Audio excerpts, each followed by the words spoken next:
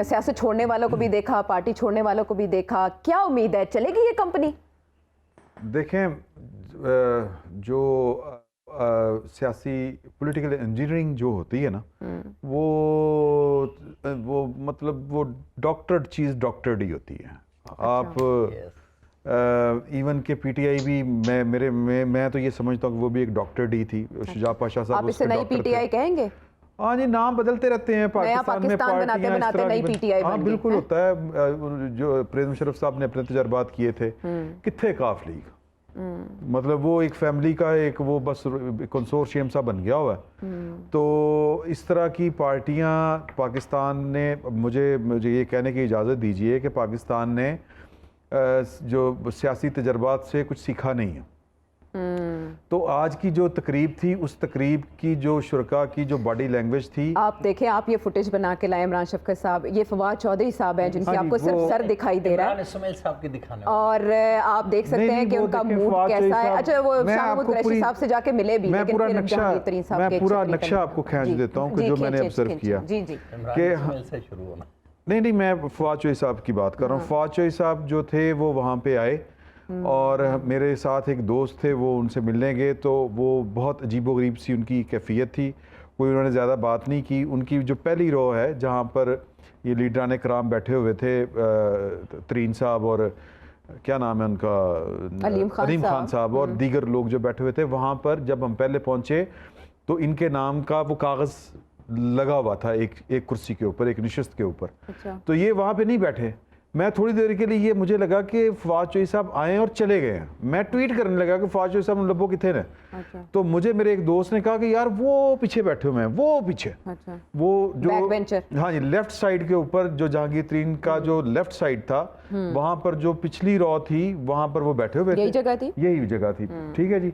यहाँ पर वो बैठे जाके, और पहले मैंने उनको देखा कि वो किस कैफियत में है। वो बहुत वजद का आलम था, ये स्ट्रेस, मुझे लग रहा है कि वो देखें, मेरे पास ना बहुत सी जो कहते हैं ना मरे नु मारे शामदार, मैं सिर्फ ये कहना चाहता हूँ कि जब आपके पास इख्तियार होता है, जब आपके पास इक़्तिदार होता है, तो अल्लाह को याद रखना चाहिए। फवाद चौधरी साहब उन लोगों में से थे कि इनके जो करीबी दोस्त हैं, जो न्यूट्रल लोग थे, जो गैर जानिबदार लोग थे, जो सहाफ़ी हैं, मैं उनकी बात कर रहा हूँ, वो इनसे रब्ता करते थे, कहते थे कि यार कि तुम लाइनें बाज़ औक़ात क्रॉस कर जाते हो, तो तुम ये काम ना करो। तो फवाद चौधरी साहब को जब ये मैसेज देने वाले ने दिया, इनका दोस्त था वो, बहुत करीबी, उन्होंने कहा तुम्हारा बाप भी देगा आज़ादी, जी जी, छीन के लेंगे जी। तो उन्होंने कहा कि आपको नहीं अंदाज़ा, आपकी नब्ज़ जो है, अवाम की नब्ज़ के ऊपर आपका हाथ नहीं है, आप एहतियात किया करें बाहर आते जाते, जो क्योंकि पाकिस्तान तो पीटीआई का है और जो वोट बैंक है वो सारे का सारा हमारा है, और ये नहीं कह रहे कि अवाम हमारे साथ है, तो आपकी गाड़ी को रोक के लोग बटे शटे मारेंगे, तो हम तो आर्टिकल 6 लगाएंगे आप जैसे सहाफ़ियों के ऊपर भी, और बाकी जो इस वक्त गवर्नमेंट में है उनके ऊपर भी। तो उन्होंने कहा जी ठीक है, मेरी आपकी मर्जी है। तो ये देखें, ये जो आज सूरत हाल थी, फवाद चौधरी साहब ने उस नशिस्तों पर नहीं बैठे, सर झुकाए बैठे रहे। मैंने 4 मिनट मुसलसल इनकी फिल्मिंग की है। ये तो बिल जबर वाला होता है ना, वो निकाह बिल जबर वाला, ये तो सबकी वैसे ही हालत थी वहां पे, सबकी ऑलमोस्ट। अली ज़ैदी साहब, इमरान इस्माइल साहब, जो चेहरे पे रौनक थी ना, वो तरीन साहब के चेहरे के ऊपर थी। अच्छा। वो रौनक जो थी वो अलीम खान साहब के चेहरे के ऊपर थी। बाकी जो उनके पार्टी के करीबी लोग हैं इस ग्रुप के, मैं 2 शख्सियात की बात कर रहा हूँ जो उनके पर्सनल स्टाफ हैं, वो थोड़े से हंसखेर रहे थे, बाकी तो एक दूसरे से बात नहीं कर रहे थे, बुझे से थे। अच्छा नहीं हुआ ना जो भी हुआ, पाकिस्तानी सियासत के लिए कैफियत में हैं, उन्हें यकीन नहीं आ रहा, उन्हें यकीन आए कि ना आए, उन्हें 9 मई का जो सानिया हो गया है उनको तवक्को नहीं थी। अब मेरे पास एक इंफॉर्मेशन है, मैं वो एक ऑडियो पकड़ी गई है, उस ऑडियो में वो जो बात कर रहे हैं कि जी के अगर तुम 2.5 लाख बंदा पूरे पाकिस्तान में निकाल लो तो फिर वही होगा। वो जो एक वीडियो में कहते हैं ना कि हो जाता है, कितने बंदे निकले तय हो जाता है। हाँ जी, ये हो जाता है, ये वो कह रहे हैं। एक और खबर मैं आपको दे दूं, जी, जितनी खवातीन हैं जो गिरफ्तार हैं, जो वहां पर भी थी, जी, और जिन्होंने उकसाया या वहां थी, उनका भी फौजी ट्रायल नहीं हो रहा, नहीं हो रहा। ये जनरल आसिम मनीर साहब ने ये जो कॉन्फ्रेंस हुई है फॉर्मेशन कमांडर्स, उसमें कहा है कि जी कि खवातीन जो हैं, मतलब इसमें मिनिमम सजा 14 साल की है, तो वो कहते हैं कि जुर्म उसने 2 घंटे के नारे जो लगाए हैं तो उसकी बच्चों को तो नहीं देना चाहिए। ठीक है, वैसे भी वो कहते हैं this is the human angle, human angle. तो लेकिन एक बंदा कह रहा था कि नहीं शायद यास्मीन राशिद साहबा के बारे में रिव्यू हो जाए, लेकिन मेरी इतला है कि चले ये खुशाइंद है, अगर ऐसा हो कोई अरेस्ट होने जा रहा है। नहीं अरेस्ट गिरफ्तारियां तो होंगी, नहीं अहम शख्सियत, अहम शख्सियत जो है वो अभी मरहला पीछे है। मुझे लगता, मैं चले यहाँ पे नाम नहीं लिए जा सकते, तो 2 शख्सियात के दरमियान मैच है कि पहले कौन गिरफ्तार होगा। एक कोई जो है वो चेयरमैन है और एक कोई किसी महकमे का डिपार्टमेंट का डीजी रहा है। तो मैच पड़ा हुआ है कि पहले क्यों पढ़ना। तो ये तो है बात। वैसे मैं जो साबिक जो चेयरमैन है, नहीं मौजूदा चेयरमैन, बात को थोड़ा सा ट्विस्ट करते हैं। हाँ, मौजूदा जो चेयरमैन है वो उनकी एक बात जो मुझे, चेयरमैन पीसीबी की तो नहीं बात कर रहे, उनके तो इलेक्शंस होने जा रहे हैं। नहीं मैंने कहूँगा तो मैं ना ही लाऊंगा, लेकिन नहीं मैं अतर को भी कहने वाली थी, लेकिन आपने नाम नहीं लिया। हाँ, लेकिन जो चेयरमैन साहब हैं ना, उनकी एक बात जो बड़ी सादिक साबित हुई है आज की तारीख तक, उन्होंने कहा कि मैं सियासतदान नहीं हूँ। उन्होंने साबित किया है कि मैं वो वाकई सियासतदान नहीं है। देखें, वोट ऑफ नो कॉन्फिडेंस ही हुआ था ना, कोई क़यामत तो नहीं आ गई थी। अगर वो 7 वाली सीट के ऊपर इस सीट से उठ के उस सीट के ऊपर बैठ जाते, फिर वो जिस असम्बलियों से निकले थे फिर दौड़ के अंदर वो घुसने की कोशिश कर रहे थे, कभी अदालत के ज़रिए, कभी ताकत के ज़रिए, कभी मुज़ाकरात के ज़रिए, कभी तरले के ज़रिए, तो उसी वक्त संभल जाते।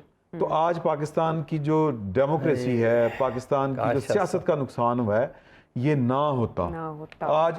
अच्छा, बड़ी बात, राणा साहब भी बार बार ये याद कराते हैं। ये बातें अपनी जगह के ऊपर हैं। हाँ, मैं देखें, उन्होंने फिर वो किसी एक जगह के ऊपर रुके नहीं।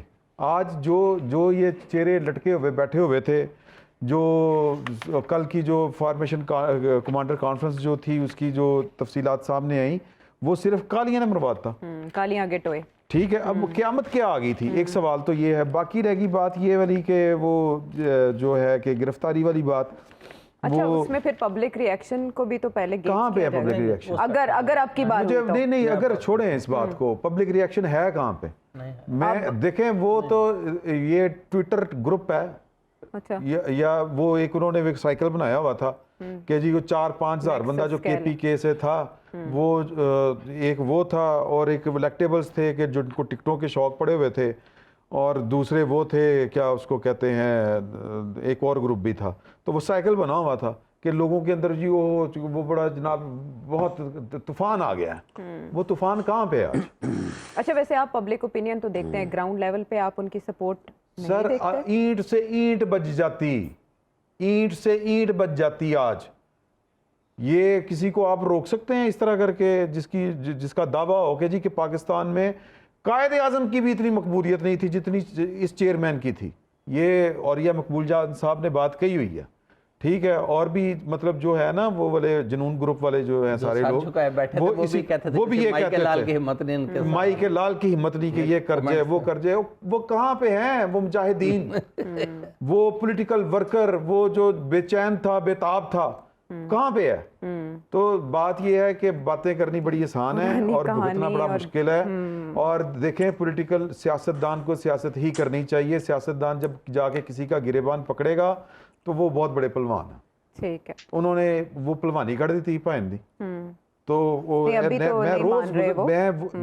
अभी तो वो नहीं मान रहे, अभी पहलवानी नहीं निकली, अभी अंडर एस्टिमेट नहीं करना चाहिए। देखें पीछे क्या रह गया, कुछ नहीं, बाकी पीछे बचा 1% यहाँ पे एक चांस है। सियासत में कोई चीज हतमी नहीं होती कि चेयरमैन साहब जनाब खड़े हो जाएं और अगर मुखालिफिन के साथ हाथ में ला लें। नहीं, वो टाइम गुजर गया, अब सिर्फ लड़ाई का टाइम है। अगर वो लड़ सकते हैं तो आपकी तो इतनी जरूरत नहीं हुई, आपकी तो इतनी जरूरत नहीं हुई, हम तो नाम नहीं ले सकते, आप ही कह सकते हैं कि आपकी इतनी जरूरत नहीं हुई कि आप किसी अपने पॉलिटिकल वर्कर के घर ही चले जाते।